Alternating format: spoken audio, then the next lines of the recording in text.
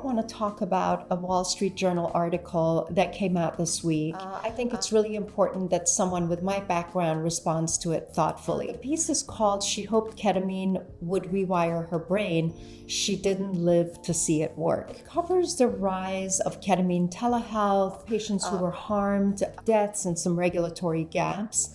And to me, this is a serious investigative piece of journalism. And I think that the concerns that it raises are pretty real. And I certainly, as a clinician, as someone who owns a ketamine clinic, really appreciated it. But I also have to tell you that as someone who has been providing monitored in-clinic ketamine therapy since 2018, and as a physiologist, as a nurse anesthesiologist, and quite honestly, as a researcher who has published on this treatment, I also want to make sure that we're not throwing out the baby with the bathwater, right? We want to come at this not just from a gut reaction, but we want to come at it from where the evidence sits and really understand how this medicine can help. But also really understand how to respect the medicine, because it is potent, it's powerful, and so I really want to break it down. There are three things I want to cover. One is access and why the settings matter, right? We understand, that there is a need, but how do we fill that need? What is it about the setting that matters where we can actually do this safely? I also really want to touch upon the honest truth about habit formation. And then finally, I want to end with what does it actually mean to have a ketamine provider? Are some of these telehealth companies or providers or clinicians really the best way in order to access this medicine? So I want to first start with something that the article gets right. Even if it doesn't say it explicitly, the people turning to these telehealth companies are desperate, right? They've been through the traditional mental health system. It hasn't worked for them. They can't get in soon enough to their provider. They can't get an appointment. They've tried numerous medications from all kinds of classes of antidepressants, and they haven't gotten any relief. So they are suffering. And now they've found something all of a sudden that is providing or saying that it's going to provide some relief. So I can certainly understand that. And that's actually why I founded Avesta in 2018. Because I saw firsthand after nearly 20 years of research and clinical work that ketamine really was showing us that there is remarkable results for patients with treatment-resistant depression, more recently results on anxiety, PTSD, and chronic pain. And yet, even though there was all this mounting evidence, the patients really couldn't access it. And so, this was also very personal to me. I had my baby sister, my younger sister, who suffered from treatment-resistant depression, and I had really been navigating her journey through the mental health system with her. So it's not like I was only coming at this from the science and evidence, but I was also coming at it from a family member where one of my own loved ones was suffering with treatment-resistant depression with really nowhere to turn because nothing was working for her. But here is what the article makes viscerally clear, right? Is that access is one thing, but access without infrastructure, it's really not care. It is extremely risky. So Trisha Dewey, the young woman at the center of this story, died from a combination of ketamine and Xanax. She was taking some lozenges at home by herself, ordered through a telehealth company. There was no one monitoring her vital signs.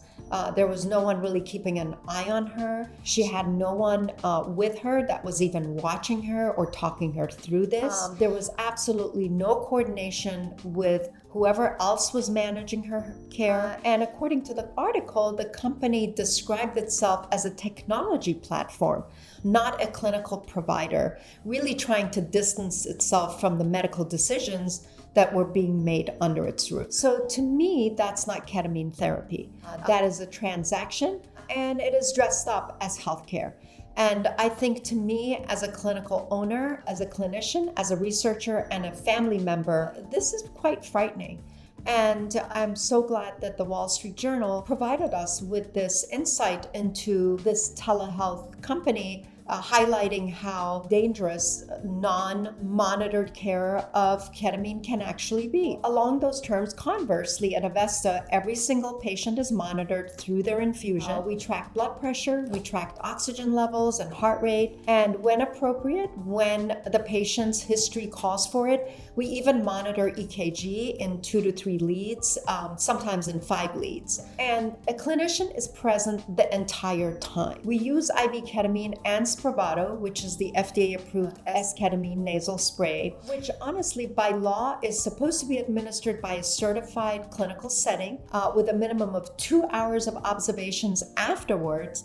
And to me, that's not bureaucracy. It's not setting people up to be stuck in a clinic for 2 hours. To me, it's medicine. It is responsible and ethical care of the patient, and we're happy to do it, and that's how we do it. So the answer to the access problem, and I say this as someone who has advocated directly before legislatures on this, is to expand access to supervised clinical care. So we all really need to work together towards insurance coverage of these treatments, which we're really actively doing. I mean, it's not like patients aren't reaching out and doing these treatments, they're doing them. And research has shown that they work, especially under clinical supervision. So I think that's one of the first things that we need to do to increase access to care, is to work toward insurance coverage for these treatments. The other would be to train more providers and to build more capacity in clinics like ours to continue to expand so that we can continue to see more and more patients in a monitored setting. And to me, the answer is not to remove the safeguards until there is no safety net. We actually need all of those safeguards. So now I want to address something that I think is being handled imprecisely in a lot of the public conversation about ketamine, and that is the addiction question. So here's the nuanced truth about ketamine and addiction. Ketamine is not addictive in the same neurochemical way that opioids or benzodiazepines are, for example. Opioids can actually cause physical dependence through a very specific receptor mechanism, as can benzos, as can alcohol. That is not really what is happening with ketamine. So when people use the words ketamine and addiction in the same sentence, I really want them to understand the distinction. But it is important to remember that ketamine absolutely carries a risk of psychological dependence and habit formation. So what the Wall Street Journal article documents are real patterns. For example, patients that are increasing their doses because the effects diminishes over time. Patients who can't stop even when it's not helping. People sending in $400 or $500 a month to these companies on a treatment that in some cases they actually acknowledge is not working, or it isn't working the way it once did. So, the science is pretty clear. Ketamine works by blocking a receptor that regulates glutamate. And glutamate is a key brain chemical. And in the right doses at the right intervals, it actually stimulates growth of new neuronal cells and connections. And it really helps to rewire, if you will, some pathways in the brain that have been damaged by the chronicity of depression or anxiety. So that's ketamine's therapeutic effect, okay? That's its therapeutic mechanism, if you will. So we at Avesta think that along with integration therapy can really help patients reframe their thinking and really help them with their emotional dysregulation, build some coping mechanisms that they can really use. But if you take too much, or you take it too frequently, or you're doing it inappropriately, you really can overload that system. And you can actually damage the very brain cells and the cell endings or the synapses that you're trying to heal. So it can actually have a more damaging effect if it's not being used appropriately. And when something produces a profound shift in how you feel, and almost immediately, because remember now that a lot of the standard medications for depression take a month to months in order to kick in. But ketamine really does feel pretty immediate. After 4 to 6 treatments, people start to feel better after having suffered for years. The brain naturally is going to want to reach more for it. And that is why protocols matter. That's why where you're doing it and who's helping you and who's monitoring you really makes a difference. And so at Avesta, the treatment courses are structured. We're not sending refills in the mail based on a survey. We're actually talking to the patients. We're seeing them in person. How are they responding verbally, but also on some surveys, adjusting as needed, and really being honest with them when we're not seeing the therapeutic effects that we're looking for. Maybe they were coming in and getting some really great impact and they're no longer responding. We need to think through that. We need to collaborate. We need to figure out what's going on. But throwing more ketamine at it is not the solution. And I will really say this directly to anyone watching who's currently using ketamine through a telehealth platform. If you feel like you need it more and more, if you feel worse when you stop, or if you're not really engaging in any sort of therapy or psychological support alongside it, please talk to someone. That pattern that they talk about, that pattern that I just mentioned, does deserve some clinical attention. So speaking of clinical attention, I really want to end with what that means. What does clinical attention mean? So I think this is the piece that I really feel most strongly about. And honestly, it's the question I wish more patients were asking before they started any ketamine treatments. Do you have a team that you can trust? Not just the platform, not just the prescription, but a real clinical team that knows your history, talks to your providers, and is accountable for your outcome. Because ketamine is not really a standalone treatment. It only works the way it's supposed to when it's part of a bigger plan. And that plan really should be built around you. We start out by understanding and recognizing that you may not be super functional when you're reaching out for ketamine. But once you start to feel better, we start talking about your lifestyle. We start talking about how much integration therapy you're doing. Talk about your nutrition. What are you eating? Your exercise. How much are you moving a day? Kind of trying to build a program around this chronic issue that you have, that we can all work towards making it feel better, with ketamine being a piece, but not the end all be all. And so I think, to me, a real clinical team means they know your full medication list, they understand your medical and mental health history. And as we saw in this article with Trisha Dewey and Xanax, that if people don't understand what other medications you're taking, it can sometimes be a very dangerous and fatal combination. So, we really need to make sure that whoever you're going to for ketamine really understands your psychiatric history, and that they're also in contact with your current providers. They really need to ask for permission from you to reach out to your therapist, your psychiatrist, and that they actually want to be in a conversation with them.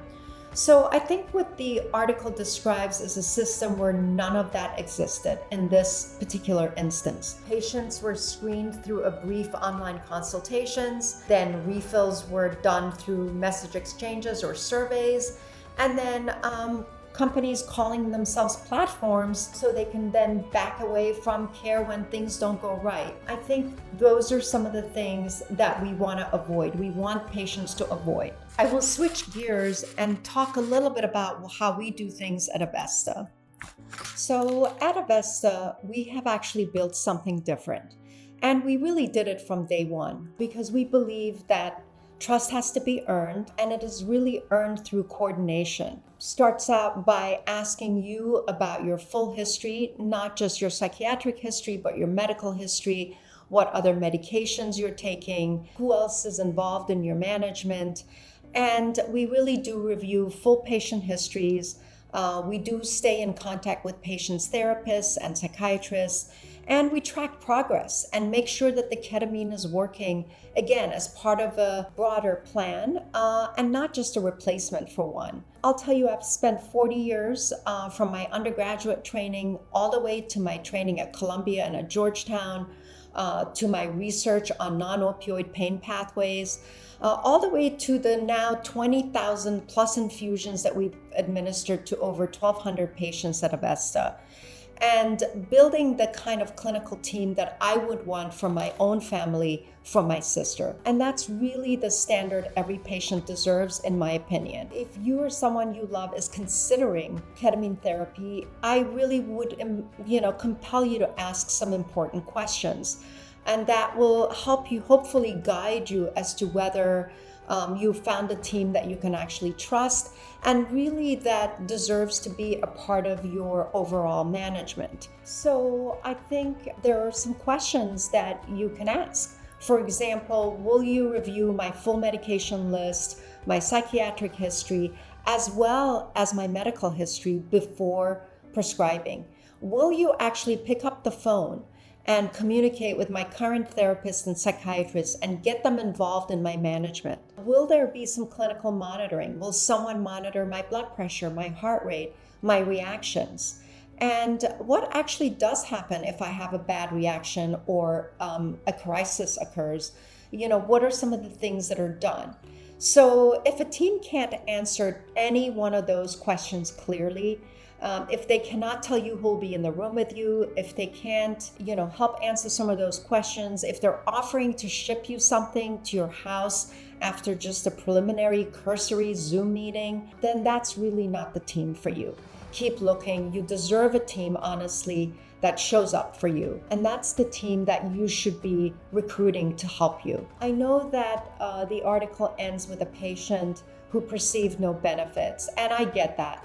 But I gotta tell you, I've seen ketamine change lives. I've seen patients who were at the end of the ropes, who honestly felt like they tried everything, and all of a sudden, after trying ketamine, going through our initial protocol, had again come back to themselves. That is real and it matters. And that is really why I do this work. It's not for any other reason other than we're actually changing people's lives. But that outcome also requires a lot of work. It isn't just about meeting you on a televisit and sending you medication. It comes with doing it right. It comes with clinical oversight, and it comes with some careful screening, coordinating with your broader care team. Again, I cannot emphasize how important that is. And really a provider who is honest with you, not just about the promise, but also the risks, and also laying out for you that, just like the gentleman at the end of the article, it may not work for you. It works for a lot of people, but it may not work for you. You may have some side effects. You may be one of those people that just doesn't respond to ketamine, but you will want to know that after trying it in a clinical setting where you're being monitored and there's good coordination of care, and integration psychotherapy is a big part of that as well. So to me, if you want to learn more about what is safe, what's the best way, evidence-based care, ketamine care, what does that look like?